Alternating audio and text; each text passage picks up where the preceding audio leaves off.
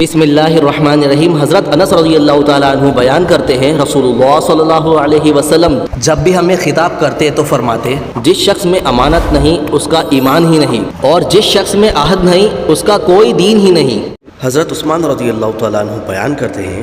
رسول اللہ صلی اللہ علیہ وسلم نے فرمایا، جو شخص وضو کرے اور خوب اچھی طرح وضو کرے تو اس کی خطائیں اس کے جسم سے نکل جاتی ہے، حتیٰ کہ اس کے ناخنوں کے بیچ سے بھی نکل جاتی ہے۔ حضرت کعب بن مالک رضی اللہ تعالیٰ عنہ بیان کرتے ہیں رسول اللہ صلی اللہ علیہ وسلم 3 انگلیوں کے ساتھ کھایا کرتے تھے، اور آپ ہاتھ صاف کرنے سے پہلے انہیں چاٹ لیا کرتے تھے۔ حضرت ابن عمر رضی اللہ تعالیٰ عنہ بیان کرتے ہیں رسول اللہ صلی اللہ علیہ وسلم نے فرمایا، تم میں سے کوئی بھی شخص اپنے بائیں ہاتھ کے ساتھ نہ کھائے اور نہ اس کے ساتھ پیے، کیونکہ شیطان اپنے بائیں ہاتھ کے ساتھ کھاتا پیتا ہے۔ حضرت عمرو بن ابی سلمہ رضی اللہ تعالیٰ عنہ بیان کرتے ہیں، میں رسول اللہ صلی اللہ علیہ وسلم کے زیر پرش لڑکا تھا، اور کھانے کے دوران میرا ہاتھ پلیٹ میں ہر طرف گھومتا تھا۔ یہ حرکت دیکھ کر رسول اللہ صلی اللہ علیہ وسلم نے مجھے فرمایا، اللہ کا نام لے کر اپنے دائیں ہاتھ کے ساتھ اپنے سامنے سے کھاؤ۔